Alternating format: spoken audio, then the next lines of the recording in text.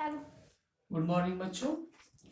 कल हम लोगों ने पार्ट्स ऑफ सेंटेंस का सब्जेक्ट वाला भाग पढ़ा था। आज उसी कड़ी में हम पार्ट्स ऑफ सेंटेंस का जो प्रेडिकेट वाला भाग है उसे हम पढ़ेंगे। अब प्रेडिकेट एक बार फिर आपको बताते हैं कि प्रेडिकेट क्या होता है। वाक्य का वह भाग जो सब्जेक्ट के विषय में बताता है वह प्रेडिकेट कहलाता है। दूसरे शब्दों में कर्ता के द्वारा किया जाने वाला कार्य प्रेडिकेट होता है, अथवा कर्ता के विषय में बताने वाला जो शब्द होता है, जो बाकी के वाक्य होते हैं, वह प्रेडिकेट कहलाते हैं। अब आते हैं हम प्रेडिकेट छांटना शुरू करते हैं। अब आपको बताया जा चुका है कि जहां से क्रिया या सहायक क्रिया शुरू होती है, जहां से क्रिया या सहायक क्रिया शुरू होती है वहीं से आपका प्रेडिकेट शुरू होता है। तो देखिए, राम प्लेज सी कुक्स।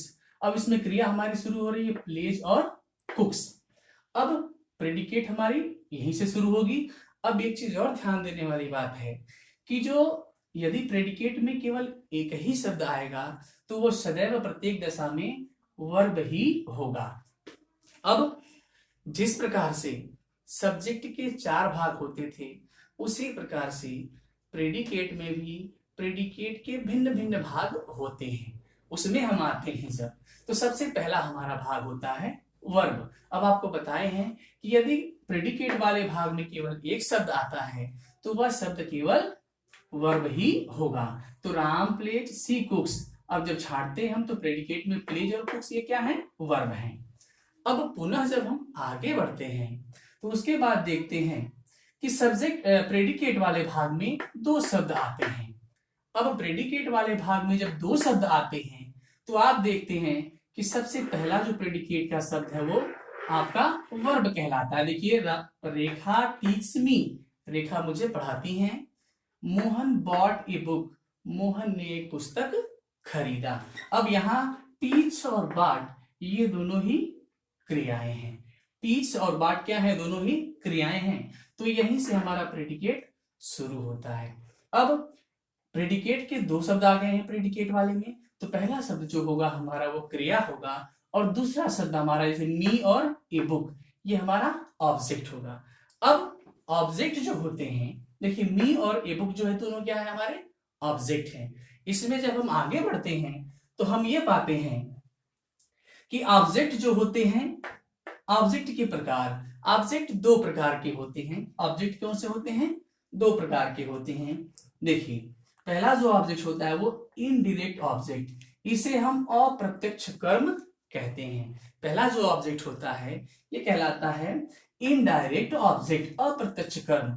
इसमें एक चीज ध्यान देने वाली बात ये होती है कि जो अप्रत्यक्ष कर्म होता है वो सदैव ही प्रोनाउंस होते हैं और सजीव होते हैं। इस प्रकार से देखिए दिया है, रेखा टीच मी, मी ऑब्जेक्ट तो है लेकिन कैसा ऑब्जेक्ट है? Indirect object. क्यों इनडायरेक्ट ऑब्जेक्ट? क्योंकि ये सजीव है और प्रोनाउंस है।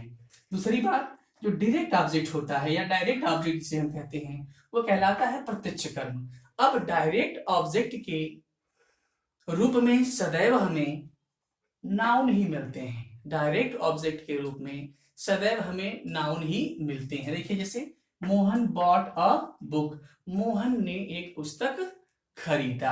अब ए बुक क्या है? नाउन है। ए बुक क्या है? नाउन है। अब ये क्या है? निर्जीव। हाँ, एक चीज और ध्यान देने वाली बात है कि जो डायरेक्ट ऑब्जेक्ट होते हैं वो अधिकतर निर्जीव होते हैं, लेकिन ऐसा नहीं कि केवल निर्जीव होते हैं, सजीव शब्द भी आ सकते हैं। जैसे आपको मैंने यहां लिखा है, देखिए, ब्रदर गेव मी ए काऊ। ब्रदर मतलब मेरे भाई ने, गेव माने दिया, मी माने मुझे, ए काऊ एक गाय। अब जब ये काऊ हो गया, देखिए ऑब्जेक्ट 2 हो गए यहाँ पर, क्योंकि एक ही वाक्य में दोनों ऑब्जेक्ट भी आ सकते हैं। कभी कभी वाक्य में ऐसा होता है कि एक ही वाक्य में दोनों ऑब्जेक्ट आ सकते हैं। जैसे रेखा गेव मी ए बुक, रेखा ने मुझे एक पुस्तक दिया। उसी प्रकार से ब्रदर गेव मी ए काऊ, मेरे भाई ने मुझे एक गाय दिया। अब छांटना शुरू करते हैं जब हम, तो जब छांटते हैं प्रेडिकेट तो सबसे पहला जो हमारा शब्द होता है वो होता है वर्ब। दूसरा शब्द हमारा होता है, तो अब देखिए दूसरा शब्द क्या आया है, मी। अब ये इनडायरेक्ट ऑब्जेक्ट को बताया गया है आपको कि ऑब्जेक्ट दो प्रकार के होते हैं, इनडायरेक्ट और डायरेक्ट। तो मी ये क्या होता है, सजीव है, प्रोनाउन है, ये इनडायरेक्ट ऑब्जेक्ट है। अब ए बुक ये डायरेक्ट ऑब्जेक्ट है, यहाँ ए काउ दोनों नाउन है। अब मैंने आपको यही बताया था कि कोई जरूरी नहीं है कि नाउन आने वाला जो हमारा है वो निर्जीव ही हो, सजीव भी हो सकता है। जैसे देखिए यहाँ ए बुक नाउन तो है लेकिन निर्जीव है, लेकिन यहाँ ए काउ ये नाउन है लेकिन सजीव है। अब एक बात और ध्यान देने वाली है कि जब भी कभी एक ही वाक्य में दोनों ऑब्जेक्ट, जैसे यहाँ इनडायरेक्ट ऑब्जेक्ट भी आ गया है और डायरेक्ट ऑब्जेक्ट भी आ गया है, एक ही वाक्य में यदि दोनों ऑब्जेक्ट एक साथ आते हैं तो नियम ये होता है कि इनडायरेक्ट ऑब्जेक्ट को हम क्रिया के तुरंत पश्चात लिखें और उसके बाद सबसे अंत में हम डायरेक्ट ऑब्जेक्ट को लिखें। सबसे पहले क्या लिखना होता है, यदि एक वाक्य में एक ही साथ दोनों ऑब्जेक्ट आ जाएं, इनडायरेक्ट ऑब्जेक्ट और डायरेक्ट ऑब्जेक्ट, तो क्रिया के तुरंत पश्चात हम इनडायरेक्ट ऑब्जेक्ट को लिखते हैं और उसके पश्चात डायरेक्ट ऑब्जेक्ट को लिखते हैं। अब कभी कभी ऐसी परिस्थिति बनती है कि हम चाहे तो इसको इधर भी कर सकते हैं, लेकिन उसका एक नियम होता है, हम डायरेक्ट ऑब्जेक्ट को पहले कर लें और इनडायरेक्ट ऑब्जेक्ट को बाद में कर सकते हैं। लेकिन अंतर यह होता है कि जब भी कभी हम वाक्य में इनडायरेक्ट ऑब्जेक्ट को यदि पहले बाद में लिखना चाहें और डायरेक्ट ऑब्जेक्ट को यदि पहले लिखना चाहें, ध्यान दीजिए कि नियम यह होता है कि क्रिया के तुरंत पश्चात इनडायरेक्ट ऑब्जेक्ट आती है और उसके बाद डायरेक्ट ऑब्जेक्ट आती है। लेकिन यदि हम चाहें तो इनको स्थानों की आपस में अदला बदली कर सकते हैं। अब ऐसी दशा में देखिए, Rekha gave a book to me, अब यहाँ गिव आ गया, brother bought a book for me, मतलब रेखा ने मुझे एक पुस्तक दिया। उसी प्रकार से brother bought a book for मी, मेरे भाई ने क्या खरीदा, बॉट अ बुक फॉर मी, मेरे लिए एक पुस्तक खरीदा। अब देखिए इन वाक्यों में जो दोनों क्रियाएं हैं, क्रिया के तुरंत पश्चात डायरेक्ट ऑब्जेक्ट आ गया है और अंत में इनडायरेक्ट ऑब्जेक्ट आया है। लेकिन अंतर क्या है, ऐसे हम लिख सकते हैं, लेकिन जब भी हम डायरेक्ट ऑब्जेक्ट पहले लिखेंगे और इनडायरेक्ट ऑब्जेक्ट बाद में लिखेंगे तो उसके लिए हमें इस बात का ध्यान रखना होगा कि हम इनडायरेक्ट ऑब्जेक्ट के पहले टू अथवा फॉर प्रीपोजिशन का प्रयोग भाव के अनुसार करते हैं। जब भी हम एक डायरेक्ट ऑब्जेक्ट पहले लिख लें और इनडायरेक्ट ऑब्जेक्ट बाद में लिखें तो ऐसी दशा में डायरेक्ट ऑब्जेक्ट को पहले लिखेंगे और इनडायरेक्ट ऑब्जेक्ट के पहले वाक्य के भाव के अनुसार प्रीपोजिशन टू अथवा फॉर का प्रयोग करते हैं। अब प्रेडिकेट वाले भाग में ऑब्जेक्ट के रूप में नाउन आ सकता है, एडजेक्टिव आ सकता है, एडवर्ब भी आ सकता है। अब यहाँ आगे जब बढ़ते हैं हम, तो मैंने आपको पहले भी बताया था कि ऑब्जेक्ट के रूप में देखिए जिरंड भी आ सकता है और इन्फिनिटिव भी आ सकता है। जैसे I like swimming, I like swimming, मुझे तैरना पसंद है या मुझे तैराकी पसंद है।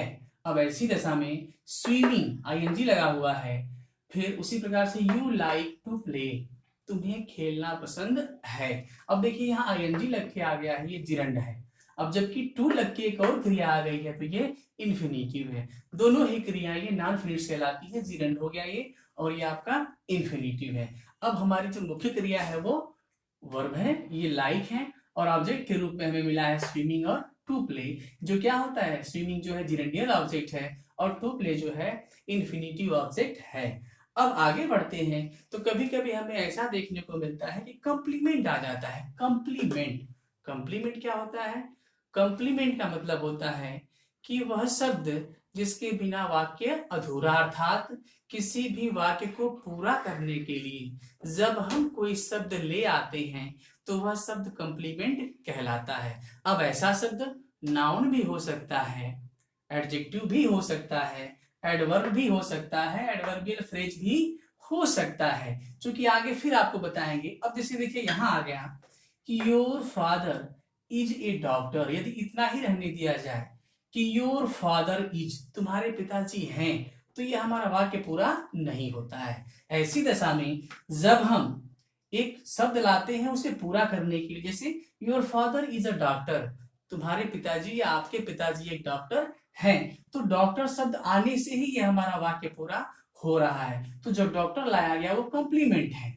अब ये क्या है, नाउन है। उसी प्रकार से सरला इज, सरला है लेकिन क्या है कुछ पता नहीं चलता है हमें, तो क्या है ये, ब्यूटीफुल, सुंदर है। अब यहाँ ब्यूटीफुल जो है इस वाक्य को पूरा करने के लिए आया, ये कॉम्प्लीमेंट कहलाएगा, लेकिन अलग ये शब्द क्या है, एडजेक्टिव है। उसी प्रकार से द प्रिंसिपल इज इन, प्रधानाध्यापक महोदय हैं, कहाँ है, इन माने अंदर हैं। अब इन जो ये शब्द आया है ये हमारा एडवर्ब होता है, इन जो हमारा शब्द आया है ये हमारा एडवर्ब होता है।